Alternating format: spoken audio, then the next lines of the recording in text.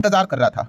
किस चीज का इंतजार? यस, बिहार के जो इलेक्शन है, ठीक है, उनका रिजल्ट कैसे निकल कर आएगा उसका इंतजार कर रहा था। और जैसे ही बिहार चुनाव के रिजल्ट सामने आए, हर कोई शॉक हो गया, एकदम चौंक गया।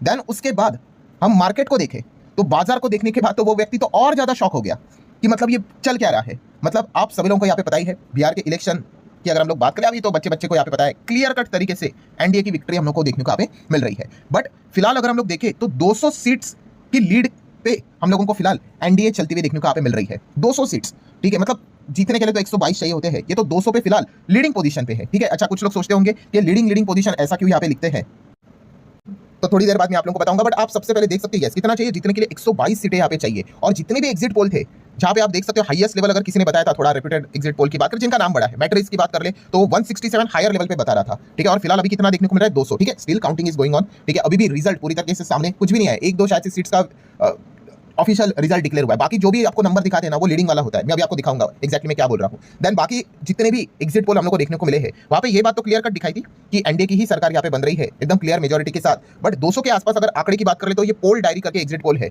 उनका आंकड़ा ही हम लोग को थोड़ा बहुत करीब देखने को मिल रहा है। उन्होंने बताया था कि वर्स्ट सिनेरियो में 184 और बेस्ट सिनेरियो में 209 तक सीटें यहाँ पे आ सकती है। एंड फिलहाल अभी तक जो लीडिंग बोर्ड हम लोग को देखने को मिल रहा है उसमें ऐसा लग रहा है कि पोल डायरी का जो एग्जिट पोल है वो थोड़ा सा सही डायरेक्शन में जाते हुए देखने को मिल रहा है। सो अभी जैसे मैंने यहाँ पे कहा आपको कि ये लीडिंग पोजीशन अभी तक रिजल्ट पूरी तरीके से अनाउंस नहीं हो, ऐसा मैं क्यों बोल रहा हूँ, तो इलेक्शन कमीशन ऑफ इंडिया की जो वेबसाइट है उसके ऊपर अभी हम लोग यहाँ पे जंप करेंगे। सो ठीक है दोस्तों, आप यहाँ पे देख सकते हो जैसे हम लोगों ने जंप किया इस वेबसाइट के ऊपर आपको दिखेगा बीजेपी लिखा हुआ है 92, जेडीयू लिखा है 84, then RJD 27 and so on, आप यहाँ पे देख सकते हो। सो अब अगर हम यहाँ पे देखेंगे कि लीडिंग क्यों लिखा जाता है, अभी तक क्या जीते नहीं है क्या नहीं, तो आप यहाँ पे देख सकते हो। मैं नीचे चला जाता हूँ, यस आपको मिलेगा ये ऑफिशियल वेबसाइट की मैं बात कर रहा हूँ। बीजेपी कितनी जीती है सीट अभी तक? 2 जीती है। सो ये लीडिंग पे कितना है? 90, और यहाँ कितना है? टोटल 92। सो ये जो नंबर हम लोग को देखने को मिला है 200, ये लीडिंग के हिसाब से देखने को मिला। अभी तक फाइनल रिजल्ट कितना आया है तो आप देख सकते हो, बीजेपी 2 फाइनल जीत चुके हैं, ठीक है। देन उसके बाद जेडीयू की बात करें 5 जीत चुके हैं, आरजेडी की बात करें अभी तक एक भी नहीं जीते, वो 27 पे लीडिंग है, ठीक है। तो इनमें चीजें हम लोग को बदलते हुए देखने को मिल जाती है। और ये देखो, ये अभी आप तक सारा डेटा आपको फिलहाल 0 ही देखने को मिलेगा। मतलब अभी तक हम कह सकते हैं कि ऑफिशियली केवल 7 सीटों का रिजल्ट यहाँ पे डिक्लेयर हुआ है ऑफिशियली, ठीक है। बट बाकी जो भी डेटा हम लोग को देखने को मिल रहा है, जो लीडिंग होता है ना दोस्तों, वही जीत जाता है 99.999 केसेस में। सो इसीलिए वो जो दिखाया जा रहा है कि 200 सीटों के आसपास लीडिंग पोजीशन पे एनडीए हम लोग को चलते हुए देखने को मिल रहा है।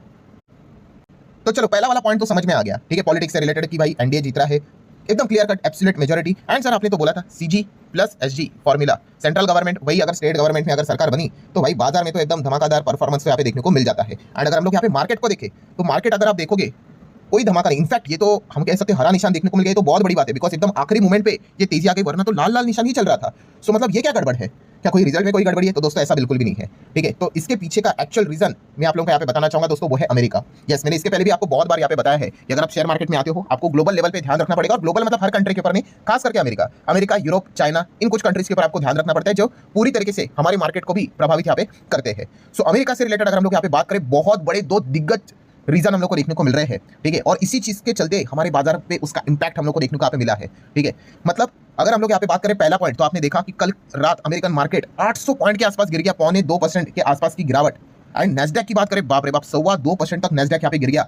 S&P 500 1.5% गिर गया, रसेल 2000 ये तो 0.3% तक यहाँ पे गिर गया। बड़े बड़े इंडाइसेस हम लोग को इस प्रकार से गिरते हुए देखने को यहाँ पे मिल चुके हैं। मतलब हुआ क्या है? सो पहला कारण तो ऑलरेडी अगर आप मेरे चैनल को रेगुलरली फॉलो करते हो तो ग्लोबल मार्केट का हमेशा अपडेट में आपको देके रखता हूँ। यस, पहला कारण वही है कि अमेरिका में जो शटडाउन था वो खत्म हो गया। तो क्या ये कारण है? नहीं, शटडाउन खत्म हो गया, बट जिस चीज का इंतजार हम कर रहे थे कि जॉबलेस क्लेम का डेटा आएगा, इन्फ्लेशन का डेटा आएगा, वो डेटा आया ही नहीं, हम इंतजार ही करते रह गए। एंड ठीक है, डेटा नहीं आया तो क्या हो गया? सो डेटा नहीं आया तो दोस्तों अनसर्टेनिटी छा गई इस चीज के ऊपर कि इन्फ्लेशन का डेटा नहीं आया ना, खास करके तो रेट कट कैसे होंगे। तो पॉवेल जी को तो एकदम ओपनली बहाना मिल गया। तो अब अगला जो दिसंबर में फेड की मीटिंग होगी वहां पे आप पकड़ कर ही चलो कि रेट कट होने के चांसेस 90% नहीं ना के बराबर है, ठीक है। कैसे होगा? क्योंकि डेटा ही नहीं आया ना। कल हम लोग इंतजार कर रहे थे, हो गया भाई शटडाउन। और मतलब मजाक की बात, मतलब आप समझ लो कि लास्ट टाइम जब जो शटडाउन चल रहा था तब इन्फ्लेशन का डेटा पब्लिश किया और यहाँ पे शटडाउन खत्म हो गया तो इन्फ्लेशन का डेटा ही नहीं आया। तो इस चीज के चलते इतना भयंकर अनसर्टेनिटी, मतलब क्या है? अमेरिकन मार्केट ने इस चीज को एडजस्ट कर लिया बॉस कि दिसंबर तक का इंतजार मत करो एफओएमसी की मीटिंग का, कि पॉवेल जी आएंगे और बोलेंगे कि हमने कोई रेट बदलाव नहीं किया है because of data he publish नहीं हुआ। तो मार्केट ने इस चीज को पहले ही फैक्टर इन कर लिया। आपको पता है मार्केट एडवांस लेवल पे चलता है भाई, मार्केट इंतजार नहीं करेगा कि दिसंबर कब आएगा, 9-10 तारीख को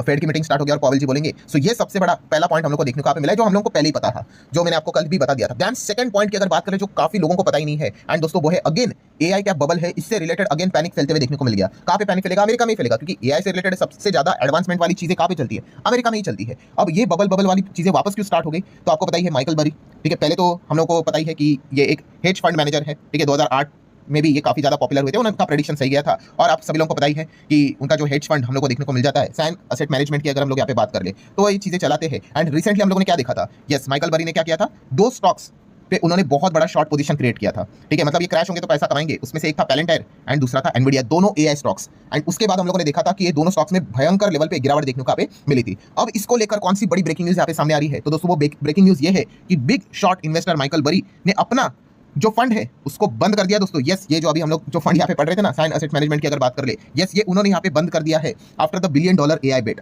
और इस चीज के चलते दोस्तों मतलब हर कोई कह रहा है कि कुछ तो मतलब बोलते हैं ना खिचड़ी यहाँ पे पक रही है, कि मतलब ये क्या हो गया कि अभी उन्होंने फंड यहाँ पे चल रहे थे, उसी चीज के चलते शॉर्टिंग हो रही थी। और आप देख सकते हो दोस्तों ये अपडेट भी हो चुका है इन 2025 कल की अगर हम लोग यहाँ पे बात करें, डेटा सामने आया कि Burry announce he was shutting down Scion asset management, मतलब उनका हेज फंड। और इस चीज के चलते जहां से हम लोगों को ये डेटा मिल रहा था कि इन्होंने शॉर्ट किया इतना बड़ा इन 2 स्टॉक्स को, सो मतलब और ज्यादा अनसर्टेनिटी फैल गई कि बहुत कुछ तो मतलब बोलते हैं ना खिचड़ी पकड़े, कुछ तो पर्दे के पीछे हो रहा है। और अगेन एनवीडिया का स्टॉक 3.5% से ज्यादा गिर गया, पैलेंटियर 6.5% से ज्यादा गिर गया। आप सभी लोगों को बताइए पैलेंटियर के ऊपर उनका बहुत बड़ा शॉर्ट है रादर देन एनवीडिया। एंड इसी चीज के चलते जितने भी आप देख सकते हैं, एएमडी की बात कर ले, देन C3AI की बात कर ले, कितने बड़े लेवल पे गिरावट है। देखिए बिग बियर तो भाई सीधा 11.5% ही टूट गया, ठीक है। देन एसएमसीआई की अगर हम लोग बात कर ले, सुपर माइक्रो कंप्यूटर 7.5%, जो भी एआई से रिलेटेड डायरेक्टली इनडायरेक्टली वाली जो कंपनियां हैं, सब में हम लोग को एकदम से ही पैनिक मचते हुए देखने को मिल गया। और आपको पता ही है कि सॉफ्ट बैंक ने भी 3 दिन पहले, ये अपडेट भी मैंने आपको दिया था, 3 दिन पहले सॉफ्ट बैंक ने ऑल भी क्या किया है, अपना जो स्टेक था एनवीडिया में वो बेच दिया। कितना, $5.883 बिलियन का। और बेचा मतलब क्या, एंटायर स्टेक बेच दिया। अब एनवीडिया का एक शेयर भी सॉफ्ट बैंक के पास नहीं है।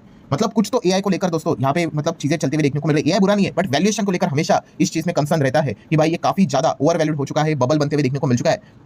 एंड इसी पॉइंट को लेकर ये बड़ी चीजें अमेरिका में हम लोग को बैक टू बैक होते हुए देखने को यहाँ पे मिल रही है। एंड इसीलिए नैस्डैक कल के दिन हम लोग को गिरते हुए देखने को मिल गया। बाकी दुनिया के भी मार्केट अगर आप देखोगे दोस्तों आज के दिन आप देख सकते हैं FTSE 1.25% से ज्यादा गिर गया। देन जर्मनी के बाजार की बात कर ले, फ्रांस के बाजार की बात कर ले, ऑलमोस्ट 1% यहाँ पे गिर गया। एशियन मार्केट अगर आप चेक कर लो, सब कुछ आपको लाल निशान देखने को मिल रहा है, एक्सेप्ट वन हमारा गिफ्ट निफ्टी हरे निशान में देखने को मिल रहा है। मतलब क्या दोस्तों, आप अंदाजा लगा सकते हो, यस पूरे दुनिया के बाजार में आज के दिन हाहाकार मचते हुए देखने को मिल चुका है। इवन दो अगर हम लोग बात करें हमारे आईटी स्पेस में भी मोर देन 1% की गिरावट हम लोग को देखने को मिली थी, ठीक है। बाद में थोड़ी सी रिकवरी आई, बट स्टिल 1% हम लोग को गिरावट देखने को यहाँ पे मिल रही थी। मतलब कंक्लूजन क्या है दोस्तों, इस चीज को अच्छे से समझिए कि जो चीज कल रात सभी लोगों को पता चली थी कि अमेरिका में क्या हो रहा है, पहले तो डेटा नहीं आया, ठीक है, इस चीज के चलते रेट कट का तो सपना छोड़ ही दो। एंड सेकंड अगर बात कर ले, इस प्रकार की चीजें बैक टू बैक जो हो रही है एआई में, उसके ऊपर जबरदस्त प्रेशर अमेरिकन मार्केट में देखने को मिला। और यही प्रेशर दुनिया भर के बाजार में देखने को मिल गया जो अभी मैंने आपको दिखाया। सो हमारे मार्केट में अगर हम लोग यहाँ पे बात कर ले दोस्तों, तो क्या था, जैसे आपको बताया मैंने कि इलेक्शन का रिजल्ट और एनडीए पूरी तरीके से हम लोग को क्लियर कट एब्सोल्यूट मेजॉरिटी के साथ जीतते हुए देखने को यहाँ पे मिली है। मतलब इसका अर्थ क्या है समझ रहे हैं आप यहाँ पे, यस कि इस रिजल्ट के चलते, ठीक है, बुल वालों ने जबरदस्त कोशिश की मार्केट को ऊपर खींचने के लिए, ठीक है। एंड यहाँ पे हम देख सकते हो उसका जो नेट इंपैक्ट था वो हमारे सामने इतना ही देखने को मिल गया। मतलब आप ऐसा भी कह सकते हो कि आज के दिन लिटरली ये जो बिहार इलेक्शन के जो रिजल्ट थे, ठीक है, उन्होंने यहाँ पे बड़े गिरावट से बाजार को यहाँ पे बचाया। अगर आज के दिन बिहार रिजल्ट मतलब इलेक्शन के रिजल्ट नहीं होते, नॉर्मल प्लेन मार्केट होता, तो भाई आज के दिन हमारा मार्केट भी दुनिया के बाजार की तरह ही एकदम जबरदस्त यहाँ पे गिरता। सो इसलिए जैसे मैंने कहा कि ये सारे पॉइंट्स आप लोगों को अच्छी तरीके से पता यहाँ पे होने चाहिए। सो इन शॉर्ट मैं ऐसा भी यहाँ पे बोल दूं तो ये चीज गलत यहाँ पे नहीं होगी कि आज के दिन हम ज्यादा यहाँ पे गिरे नहीं, यही सबसे बड़ा सक्सेस था, ठीक है। सो जिनको ये चीजें पता नहीं होती, ग्लोबल मार्केट से रिलेटेड कोई आइडिया नहीं होती है, वो तो ये कहेगा कि इलेक्शन का रिजल्ट इतना अच्छा है फिर भी बाजार में कुछ खास परफॉर्मेंस नहीं। सो इनफैक्ट मैं यही कहना चाहूंगा दोस्तों कि बहुत बुरी लेवल पे मार्केट पिटने वाला था, ठीक है, बट यहाँ पे अच्छे जो नंबर्स रिजल्ट्स के देखने को मिल चुके हैं, उस चीज के चलते बुल ने पूरी कोशिश की और बहुत बड़ी गिरावट यहाँ पे हम लोग को आज के दिन नहीं होते हुए देखने को मिली। यही सबसे बड़ा आज के दिन का विक्ट्री वाला पॉइंट हम लोग को देखने को मिल रहा है। सो आशा करता हूं दोस्तों आपको पूरा सिनेरियो प्रॉपर तरीके से समझ में आया होगा कि एक्जैक्टली आज के दिन ऐसा क्यों यहाँ पे हुआ है, ठीक है। सो वीडियो हेल्पफुल लगा होगा, चाहो तो लाइक एंड शेयर कर सकते हो। चलो मिलते हैं अगले वीडियो में, तब तक के लिए बाय बाय।